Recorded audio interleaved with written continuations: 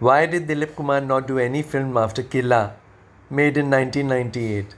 On the occasion of Dilip Kumar's birth centenary, Umesh Mehra, the director of Kumar's last film Qila, offers an insight into Dilip Kumar, the legendary actor. Well, I'm sure most of us had fabulous memories of him from anybody who was to do anything with film from Mughal-e-Azam and Ganga Jamna, and these were all textbooks for us to learn filmmaking. Had you seen his earlier films like Deedar and Mela and Jogan? Yes, I've seen all of them, every one of them, whether it was Raj Kapoor or Dilip Kumar. I saw all their movies. So what was, when you were young, what kind of impression did Dilip Kumar leave on you? Like I was speaking to Subhash Ghai for another feature, and he told me that he thought Devanand was had the best songs, Raj Kapoor had the best direction as a director, he was and Dilip Kumar was best as an actor, he said, from all the three. And these were the ruling stars at that time. What is your perception of Dilip Kumar? Absolutely. He was, remains to be a great, great actor. Right. Well, the only thing that he missed out was that he did it by choice, not nobody ever told him anything about it. Was he probably never marketed himself well. The kind of stature he had, and for the kind of not doing a film for 10 years, I mean, the whole generation forgets you. And I witnessed that in Qila. I realized generation had gone and they don't remember him. Giving that kind of a gap in public memory, I don't think is very helpful. I mean, just appearing for, film functions or award shows. But the connect happens only when you release. You know that. I mean, any actor, if he doesn't have a release for a couple of years. Out of sight is out of mind. Absolutely. I mean, it's a terrible story, but when the film released and I was in Birmingham for the first show, because it happened in London first, and the first show was in Birmingham, and we'd gone there, and typically during interval you try to pick up comments, and there was this young kid who had probably come with his grandfather, who was obviously a Dilip Kumar buff. And the young kid was telling his grandfather कि दादू ये तो शाहरुख खान की copy कर रहा है. So now that kid doesn't know Dilip Kumar. Right.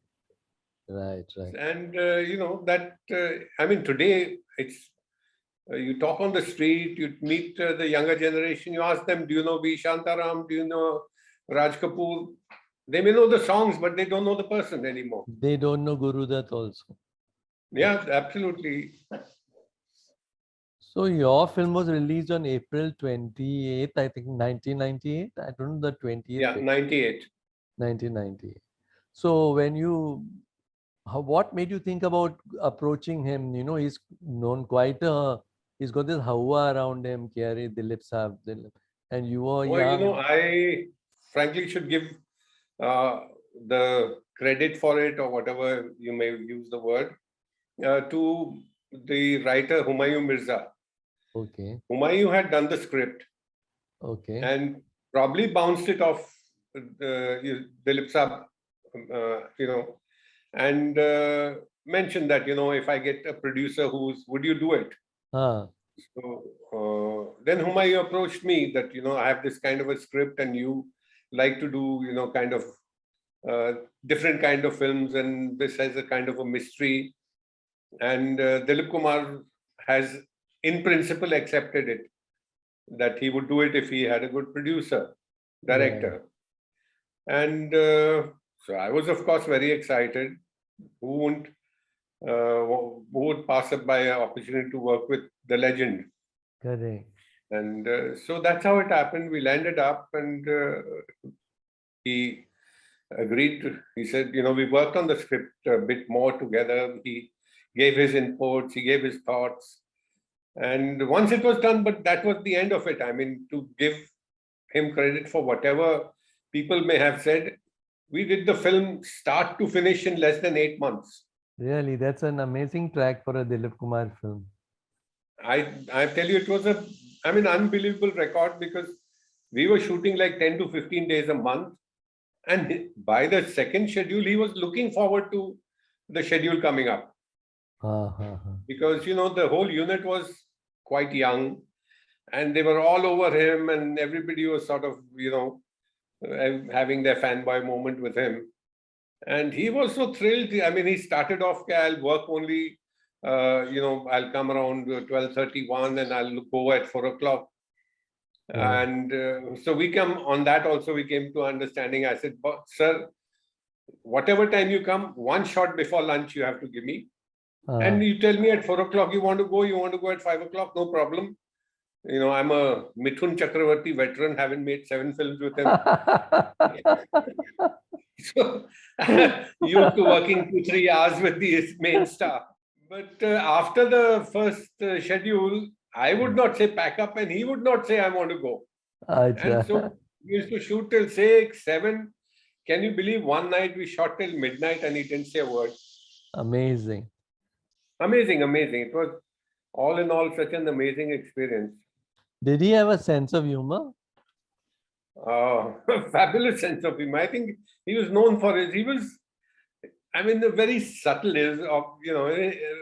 His style was always subtle, but yes, a great sense of humor, but never crossing a barrier. I mean, keeping that humor not to hurt people, but to sort of just keep the mood well. And he rocked everybody with his stories, and he was going on with one to the other, and he would sit and there would be a crowd around him.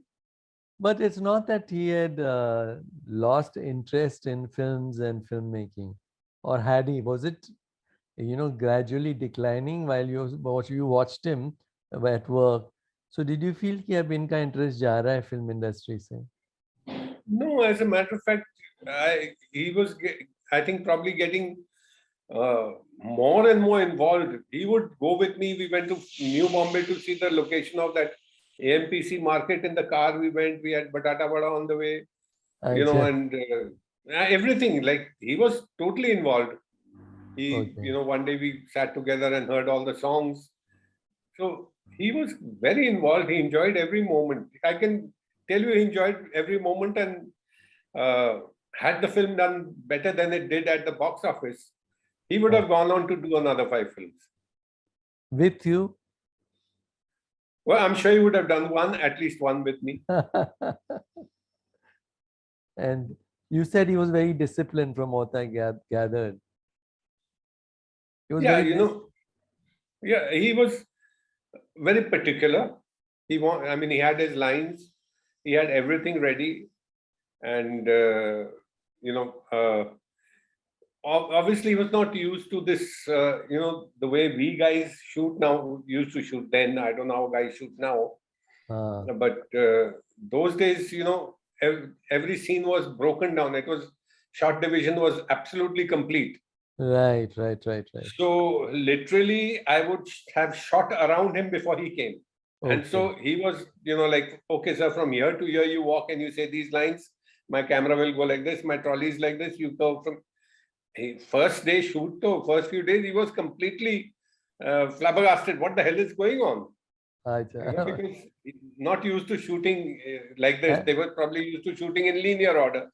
Then after we finished the first schedule, he said, "Can I have a look at the rushes?"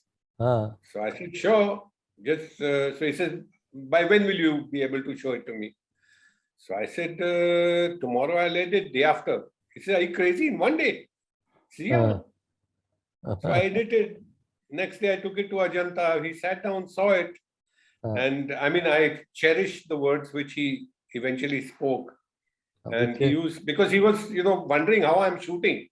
And so when everything fitted together precisely, he's very quietly said, "Swiss precision."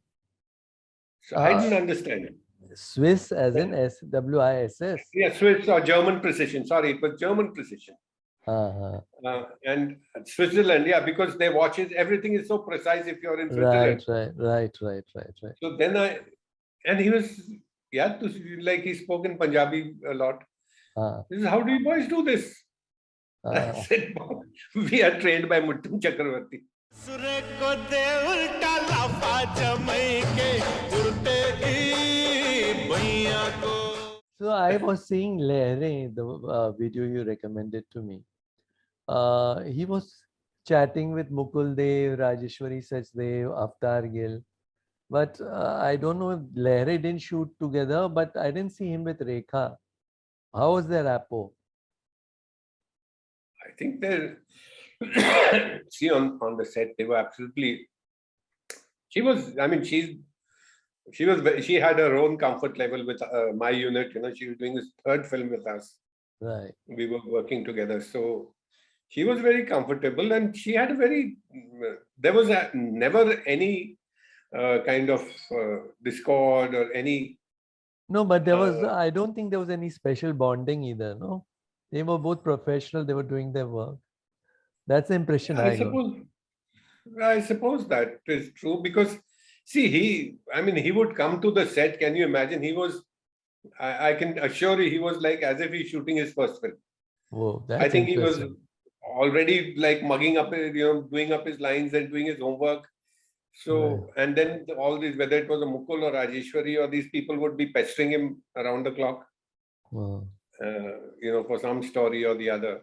So Rekha was also that way a reserved person. She doesn't generally just get down and mix with people. And even though we did 2 outdoors together, in which we were there, one in Rajasthan and one in Lonavala.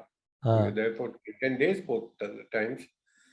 So, I mean, whatever bonding, we used to walk in the evening, maybe come, walk together for a bit. But I'm sure they knew each other. They had done Aaka Darya. They had done, I forget the other, whichever the names of the film, which they did together. No, I don't think so. Besides these two, they did any. Anyway, that is incidental. And did you, when you saw the final print, how optimistic were you, or could you sense at that time only कि शायद नहीं चलेगी? Well, it's easy for me to speak in hindsight. Right. But at that time, there was a very peculiar situation happening in my life. Right. My movie was ready, and I was working round the clock to see to its release. And I was getting these extortion calls. Oh. And simultaneously, during the same practically period, my daughter was getting married. Oh God, that's so much stress. So I was under such pressure, tension. I had a police escort wherever I went and all that shit. So definitely, you lose a bit of your balance. Right. In hindsight, maybe if I had been a little more relaxed, and which I have always done with a lot of my films, is maybe, one then looks at it a couple of times, then reshoots a bit and corrects it a bit, and comes back to gets it. But here there was no time. There was complete just pressure. Somehow finished the film. And I think even before it released, I took a flight and with my kids and left out of India. What did he bring to the table according to you? What was? What do you say? When you're talking about a legend is himself. You can't. What he brings himself to the table? He brings, 40 years or 50 years of right. experience, of love for cinema. So, and I can tell you, his love was tremendous, and even during dubbing. Dubbing. Yeah, I wanted to know about his dubbing. Because his voice, everybody speaks about his voice. And the way he delivers it, it's a very natural style of drill. And yet you can get the drama ka feeling in it.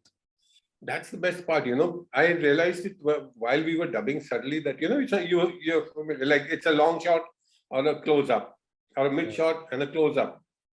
And the pitch of his voice would vary for that.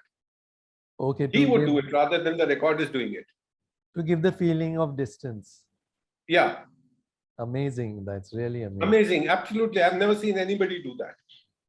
He loved getting onto the set or getting out of the house and sitting on the sets. He loved it all. Right. And I'm sure that, he enjoyed that. There was no unnecessarily, Ji Hazuri kind of thing. Everybody was on par, everybody was professional. He came at this time, we worked together. And I think somewhere he enjoyed that. It refreshed him. Right. To be away from that typical setup, where 10 people are sitting and somebody's pressing your feet and somebody's saying wah, wah, wah, wah for every second line. That was not happening. Maybe he found refreshing. So did he forget the dialogue anytime on your sets? Was there any? There's one scene in the courtroom, and which unfortunately it was, I normally would shoot with 2 or 3 cameras.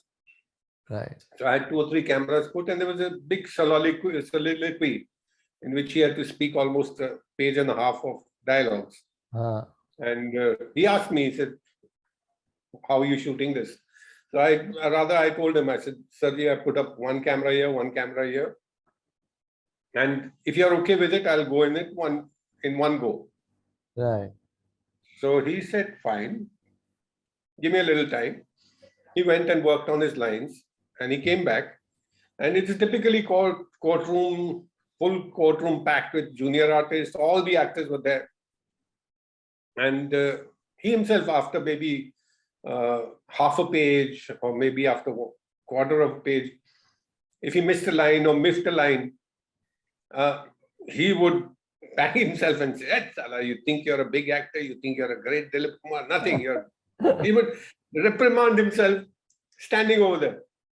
And I offered him, I said, I can continue, take the legs part from further. No, I'm going to do it. And eventually he did it. That's amazing. That's really Amazing.